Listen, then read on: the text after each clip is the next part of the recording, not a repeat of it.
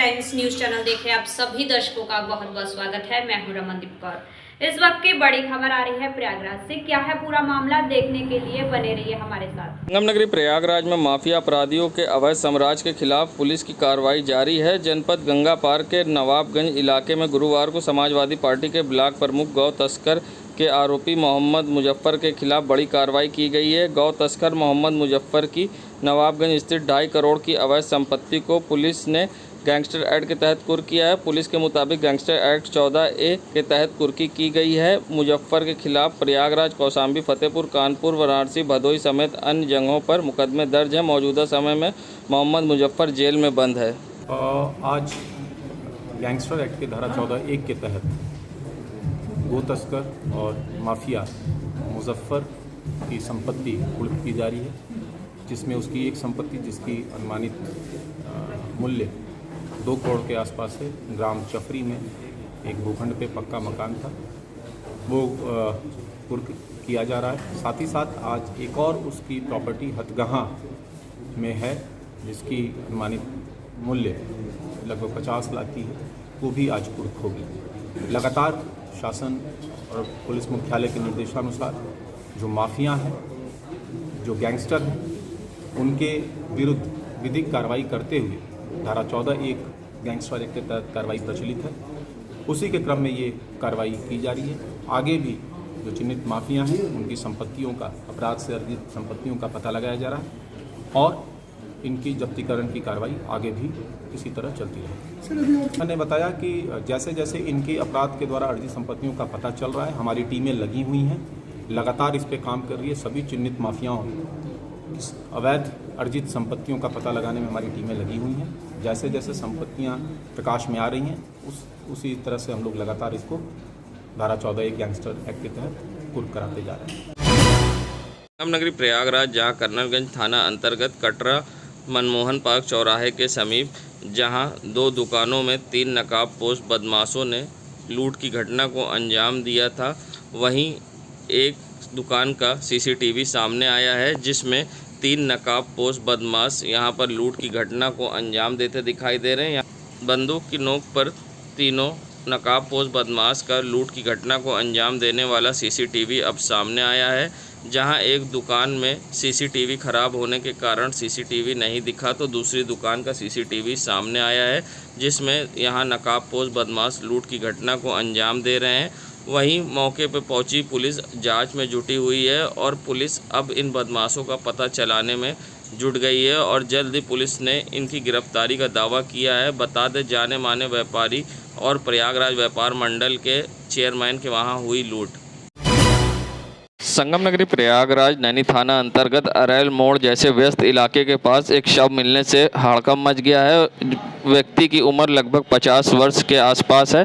बता दें, स्थानीय लोगों के अनुसार यहां पर ये व्यक्ति का 2 दिन पहले एक्सीडेंट हुआ था, जिसकी गाड़ी और मोबाइल भी यहां से गायब हो गया है और व्यक्ति 2 दिन से यहां पड़ा था और पुलिस ने भी इस पर संज्ञान नहीं लिया और जिसके बाद इस व्यक्ति की आज सुबह यहां पर मृत्यु हो गई है और बॉडी इसी तरह से पड़ी हुई है और ना कोई देखने वाला है, ना ही स्थानीय पुलिस यहां पर पहुंच के बॉडी को कब्जे में लिया, जिससे यहां पर स्थानीय लोगों की भीड़ लग गई और यहां हड़कंप मचा हुआ है। ऐसे में अब ये चर्चा का विषय बना हुआ है और सबसे बड़ी बात है कि शव जिस तरह से पड़ा हुआ है, अगर पुलिस सही सूझबूझ दिखाती तो शायद इसकी जान बचाई जा सकती थी।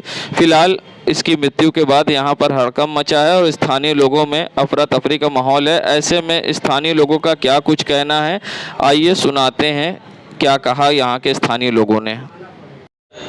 ये बॉडी कब से पड़ी है नहीं मालूम। ये आदमी तो कल नहीं परसों 2 बजे से दिन से है ये। 2 बजे? हाँ, परसों। हाँ, ये तो ख़त्म हो गया। हम लोग को तो यही नहीं मालूम तब ख़त्म हो गया ये। हाँ, हमारा अरशद अहमद। ये अरैल मोड़ है। ये परसों से पड़ा हुआ है। परसों से? और क्या परेशानी हुई? परेशानी क्या, लड़ गया था, एक्सीडेंट हुआ था, उसके बाद उसको लाद के यहीं बैठा दिया गया। बाइक भी थी उसकी, बाइक हेरा गई उसकी। बाइक भी गायब? हाँ, परसों ही रात में गायब हुई है। क्या नाम है आपका? गुलाब। यहाँ पर पड़े थे? वो उधर बाहर पड़ा हुआ है 4-5 दिन से। अच्छा, फिर यहाँ आ गए? वो मालूम नहीं, वो उसको बोला गया ना, कहाँ का रहने वाला कुछ बताता नहीं, कोई देखता नहीं है। कल 102 नंबर वाले आए थे, घायल वाले, देख के चली गई कल। हमारा विनोद नाम है। संगम नगरी प्रयागराज, जहां गौ तस्करी के आरोपी मोहम्मद मुजफ्फर पर लगातार पुलिस की कार्रवाई हो रही है और उसकी संपत्ति को जब्त और कुर्क किया जा रहा है। ऐसे में मुजफ्फर के करीबी आज जिलाधिकारी कार्यालय पहुंचे और जहां पर उन्होंने विरोध जताया। साथ ही उनका कहना था कि मुजफ्फर पर कार्रवाई हो, हम लोग को क्यों परेशान किया जा रहा है। ऐसे में वहाँ पहुँचे लोगों ने धरना दिया और सैकड़ों की तादाद में लोग पहुँचे थे जहाँ नारेबाजी कर रहे थे। ऐसे में एसपी सिटी प्रयागराज दिनेश सिंह पहुँचे और उन्होंने कहा कि जो भी आपका विरोध है वो कोर्ट में जाके करें और कानूनी कार्य में बाधा ना डालें। ऐसे में यहाँ से पुलिस ने उनको हटाया। बता दें, लोगों में आक्रोश था और लोगों का आरोप था कि मुजफ्फर पर कार्रवाई हो, गौ तस्कर है चाहे जो है, मगर हमें क्यों परेशान किया जा रहा है। ऐसे में क्या कुछ कहना था लोगों का, आइए सुनाते हैं आपको। इस तरह से आके धर्मा प्रदर्शन विरोध करेंगे ना, मुकदमा वीडियोग्राफी बनाए रखना सबका। कानूनी कार्रवाइयों में आप अड़चन बिल्कुल नहीं बनेंगे। आप कानूनी तरीके से उसका विरोध करिए कोर्ट में जाकर के। क्या मामला है, क्या मांगे हैं आपकी? मामला है कि जो है मुजफ्फर का मामला है, हमारे साथ जो सताया जा रहा है। हम अपने लड़का लेके कहाँ जाए, हमको घर से बेघर कर रहे हैं। कहाँ जाए अपने 7 साल लड़के? हमारे लड़के स्कूल में जा रहे हैं, पढ़ नहीं पा रहे हैं। जा रहे हैं स्कूल, जा रहे हैं, बोल रहे हैं कि पुलिस आएगी तुमको पकड़ ले जाएगी। क्यों पकड़ ले जाएगी भाई? हमको बताइए कि हमारे लड़के क्या जुलूम है, हमारे लड़के पढ़ रहे हैं। अगर कोई केस हो तो बताइए, कोई मामला हो तो बताइए क्या लड़के के पास मामला है, इस वजह से पुलिस पकड़ ले। हमारे लड़के के ऊपर क्यों मामला है? हमारे लड़के गाँव में पूछ लीजिए कौन पढ़ रहे हैं, कोई मामला कर रहा है। हमारे आदमी बीमार थे, हमारे आदमी बीमार थे, हमारे आदमी की तबीयत नहीं थी। हाँ भाई थे, मदद का। क्या आश्वासन मिला आपको? हमको पैसा से कि घर खाली कर दीजिए। क्यों घर हमारे? क्या नाम है आपका? नसरीन बानो। नगरी प्रयागराज, जहां थाना मांडा क्षेत्र में हुई लूट की घटना का सफल पुलिस ने अनावरण करते हुए मांडा पुलिस व एसओजी ने यमुना पार की संयुक्त टीम द्वारा 2 अभियुक्तों को गिरफ्तार किया गया। अभियुक्तों के कब्जे से लूट के 4,69,000 रुपये और साथ ही घटना में प्रयुक्त मोटरसाइकिल, 2 अवैध तमंचे भी पुलिस ने 12 बोर के बरामद किए हैं। साथ ही एक डंडा भी बरामद किया है। एसएसपी प्रयागराज ने बताया कि बीते 14 अगस्त को थाना मांडा क्षेत्र में ग्राम टिकरी स्थित अमित इंटरप्राइजेस के स्वामी के साथ लूट की गई थी, जिसकी प्राप्त सूचना हुई थी, जिस पर मुकदमा दर्ज कर पड़ताल की गई। तो मुखबिर की सूचना पर टिकरी से लूटी हुई घटना कारित करने वाले 2 अभियुक्त को गिरफ्तार कर लिया गया है और साथ ही इसमें से एक यहाँ पे काम करने वाला कर्मचारी था जिसने अपने साथी से मिलकर लूट की है और साथ ही अपने कर्जदार होने के कारण इसने इस घटना को कारित किया। क्या कुछ कहा एसएसपी प्रयागराज ने, आइए सुनाते हैं। लीवर की एक एजेंसी थी टिकरी में, वहाँ से जो प्रतिष्ठान के ओनर हैं वो अपना कैश जो 4,69,000 रुपये था एक बैग में रख के साइकिल से अपने घर, जो कि वहाँ से मात्र 500 मीटर की दूरी पे वहाँ जा रहे थे। रास्ते में बाइक सवार 2 अपराधियों ने उन पर हमला करके वो पूरा कैश का बैग वहाँ से लूट के फरार हो गए। अज्ञात के विरुद्ध सुसंगत धाराओं में अभियोग पंजीकृत किया गया। एसपी यमुना पार श्री सौरभ दीक्षित की टीम ने, जिसमें स्थानीय थानाध्यक्ष तथा यमुना पार की एसओजी टीम ने सराहनीय कार्य करते हुए इस घटना का अनावरण तथा 100% बरामदगी इसमें सुनिश्चित कराई है। 2 अभियुक्त इसमें गिरफ्तार किए गए हैं, जिनके नाम नीरज पांडे और कमलेश पांडे। नीरज पांडे इन्हीं के यहाँ का कर्मचारी था जिसके ऊपर काफ़ी देनदारी थी। उसका कहना है कि उसी से मोटिवेट होके उसने अपने कज़िन ब्रदर कमलेश के साथ मिलके इस घटना को अंजाम दिया था।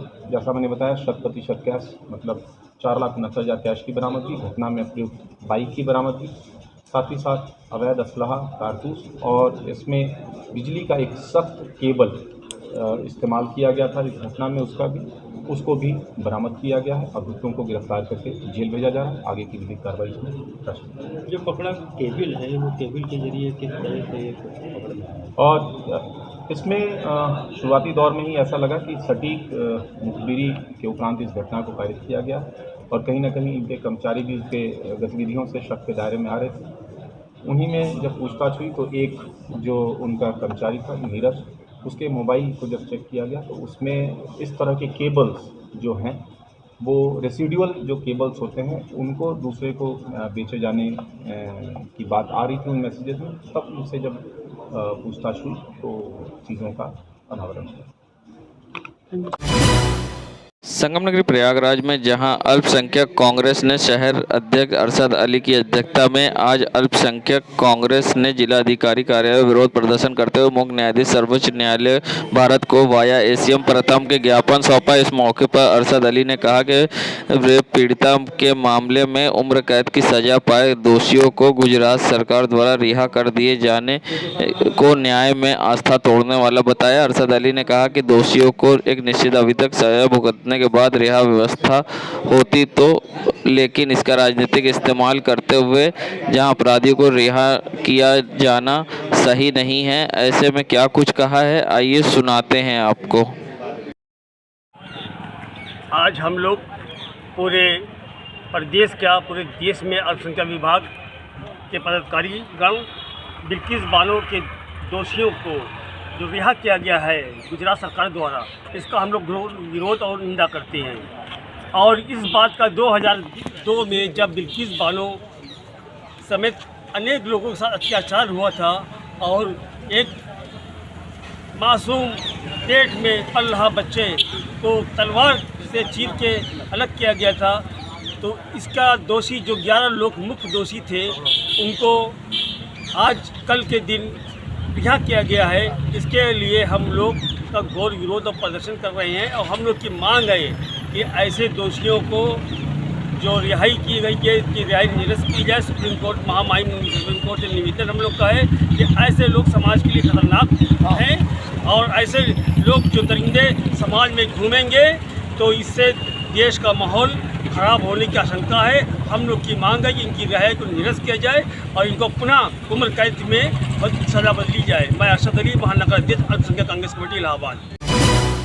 संगम नगरी प्रयागराज देश भर में कृष्ण जन्माष्टमी की तैयारी अंतिम चरण में है। मार्केट से लेकर मंदिरों और घरों में लोग सजाने में जुट गए हैं। वहीं कई इलाकों में कृष्ण के जीवन पर आधारित झांकियां लगाई जाएंगी।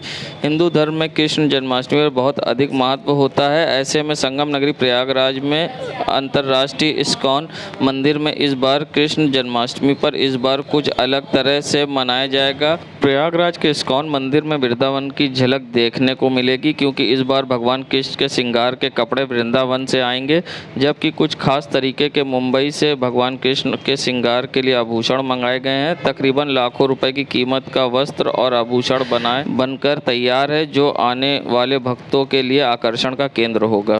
ये ड्रेस वृंदावन से बन के आई है और इस बार कुछ थोड़ा सा डिफरेंट लुक देने के लिए ब्लैक कलर की ड्रेस बनाएगी, क्योंकि ब्लैक कलर तो वाइट करते बनाने की भगवान का, लेकिन भगवान तो कुछ भी पहन सकते हैं, वो सतरंगी है, सतरंगी पहन सकते हैं, इसलिए हमने ब्लैक कलर डिसाइड किया। ब्लैक से ऑरेंज क्योंकि कंट्रास्ट आए और खिल के उभर के आए सूर्य किरण जैसे, तो उसका सूर्य किरण रूप दिया गया है।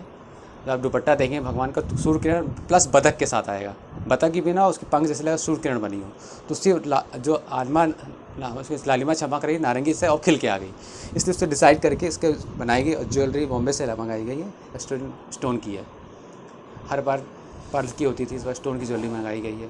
और गार्लिंग वगैरह मार्केट के अब कलकत्ता से मंगाए फूलों से बन रहे हैं, तो लगभग इसकी कॉस्टिंग 3,500-4 हज़ार के लगभग पड़ जाएगी, तो सब मिला कर सारे एक दिन की ड्रेसिंग की।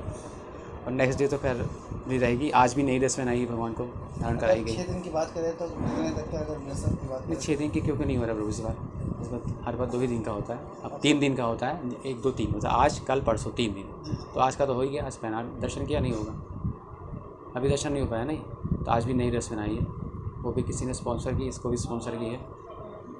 तो हर साल कोई ना कोई देता है, मंदिर तरफ से बनती है। फिर राधाष्टमी भी आ रहा है, राधाष्टमी की नई ड्रेस बनेगी, अच्छी बनेगी। संगम नगरी प्रयागराज जहां संगम तट पर भव्य आरती का आयोजन किया गया, जहां भव्य आरती में सभी लोग शामिल हुए, जहां ये आरती का और दीपदान का आयोजन मेला प्राधिकरण द्वारा किया गया था, जिसमें पुलिस के आला अधिकारी व पीडीए के आला अधिकारी भी शामिल हुए। बता दें सभी आला अधिकारी यहां पहुंचे थे और सब आरती में शामिल हुए। बता दें आज़ादी के अमृत महोत्सव के समापन के मौके पर भव्य आरती व दीपदान का आयोजन किया गया था, जिसमें संगम तट पर एडीजी जोन प्रयागराज, जिलाधिकारी Prayagraj, IG range Prayagraj, SSP Prayagraj, BC, PDA समेत कई आला अधिकारी यहाँ मौजूद थे, जिन्होंने भव्य आरती भी की।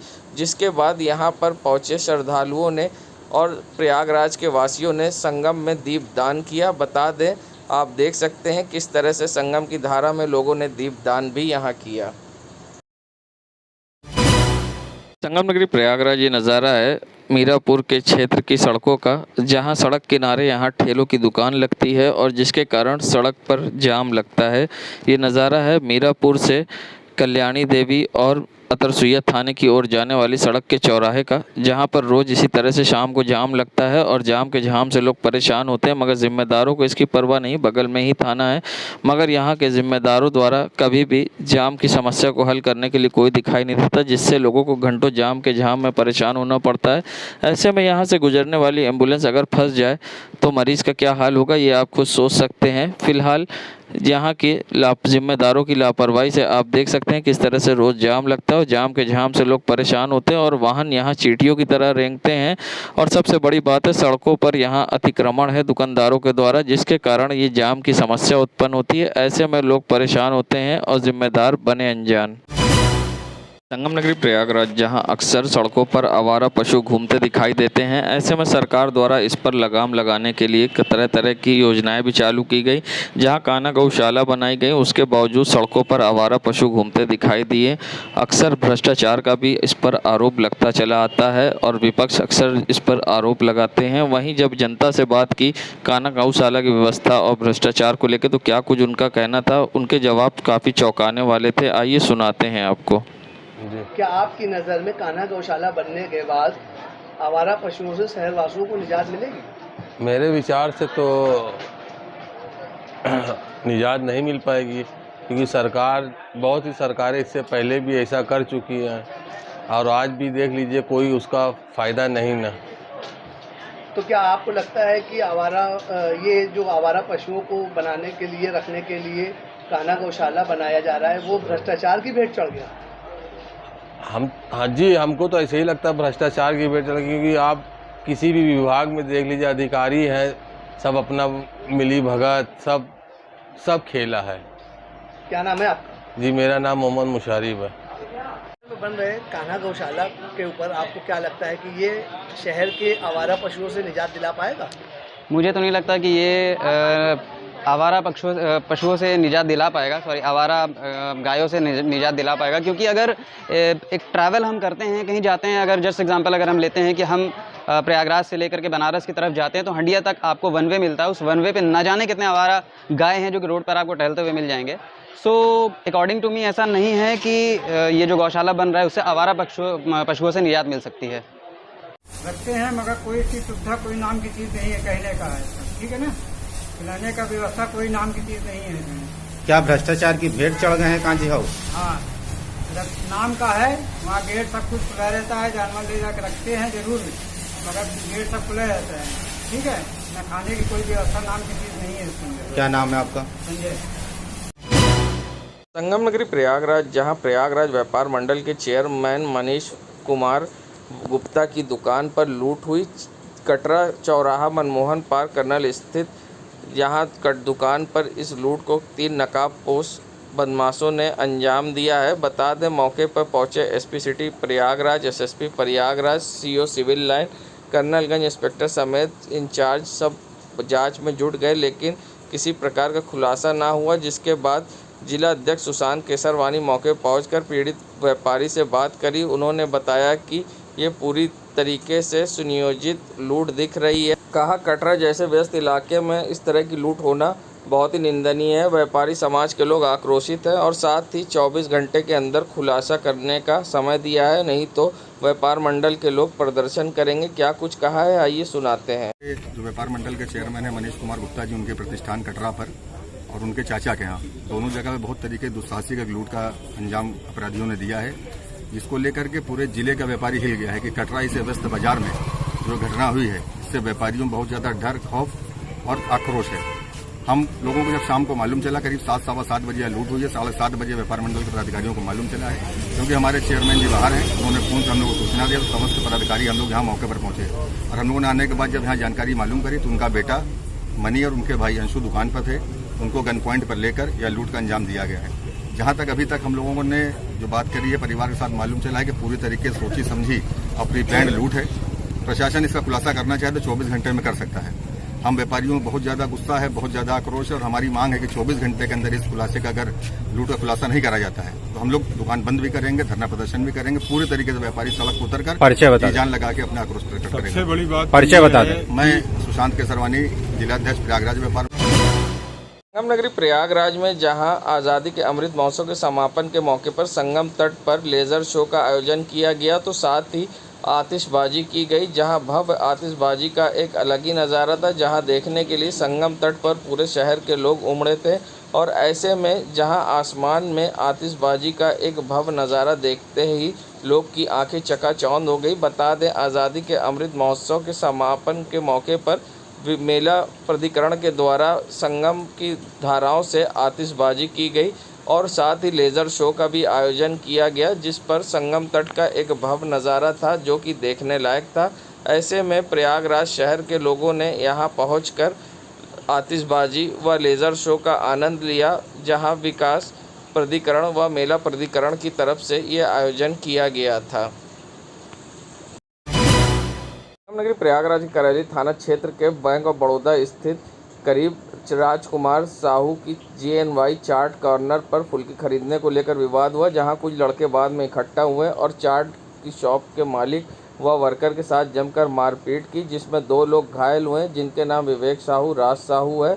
बता दें, जहां घटना संबंधित पुलिस को तहरीर दी गई और पुलिस ने दोनों घायलों को मेडिकल के लिए भेजा है और संबंधित घटना की तहरीर पर अब कार्रवाई करने में पुलिस जुटी हुई है। ऐसे में जल्द ही पुलिस इनको गिरफ्तार करने का भी दावा कर रही है। बता दें, फुल्की खरीदने को और उसको लेकर विवाद हुआ था, जिसके बाद ग्राहक बाद में कुछ लोगों के साथ आया और दुकान मालिक के साथ मारपीट की। ऐसे में क्या कुछ कहना है चाट दुकानदार का, आइए सुनाते हैं आपको। ये वाकया ये था कि वो हमारे यहाँ चाट खाने आए, चाट खाने के बाद वो हमसे 100 रुपये गोलगप्पा पैक करा के ले गए थे जी। पैक कराने के बाद 15-20 मिनट बाद आए, कह रहे कि भाई ये तुम्हारी चीज़ खराब है। हमने कहा ठीक है भाई खराब है, अपना पैसा ले ली। लेकिन उन्होंने गाली से बदतमीजी की और उसके बाद कह रहे कि हम आके तुमको बताते हैं अभी। इसके बाद हमसे कोई वाकया नहीं हुआ। उसके बाद वो 20-25 लोग अज्ञात लोग आए और हमला कर दिया, मारना पीटना शुरू कर दिया और बाकी और कोई हमसे कोई विवाद नहीं हुआ। कोई विवाद नहीं हुआ जी नहीं, उसके बाद हमसे कोई मतलब मामला ये भी पता चला था कि गोली उली चली हाँ, थी। गोली उन्होंने फायर भी किया है। फायर किया है जी जी। तो हवा फायर किया, हवाई फायर किया है, किसी को ऊपर तान के नहीं किया। अच्छा, हवाई फायर किया जी, जाते वक्त हवाई फायर करके गए। मारपीट के दौरान किसी को चोटें? जी, 2 लोगों को लगी है, उनका नाम है विवेक साहू, एक का नाम राज साहू। विवेक साहू, राज साहू मेडिकल के लिए पुलिस ने भेजा? अभी गए हैं कालवन। अच्छा, मेडिकल के लिए पुलिस ने भेज दिया? जी जी, अभी थाने में आपने तहरीर दिया? जी जी, तहरीर दे दिया। तहरीर दे दिया है? जी, अभी दिया है। अच्छा, पूरा नाम आपका? रवि साहू। रहते कहाँ है? करैली जो करावट चौकी चाट वाली गली। अच्छा, चाट वाली गली, सोहाग पैलेस के पीछे आप रहते? जी। तो कितने आपके यहाँ लोग काम करते हैं? 6 लोग काम करते हैं। कुल टोटल 6 लोग, जिसमें से 2 लोग मारपीट सबके साथ हुई? हाँ, मारपीट सबके साथ की, किसी को ऐसा नहीं मारा है, लेकिन चोट 2 ही लोगों को गंभीर आई है। देश दुनिया की खबरों के लिए world media times news channel को सब्सक्राइब करें।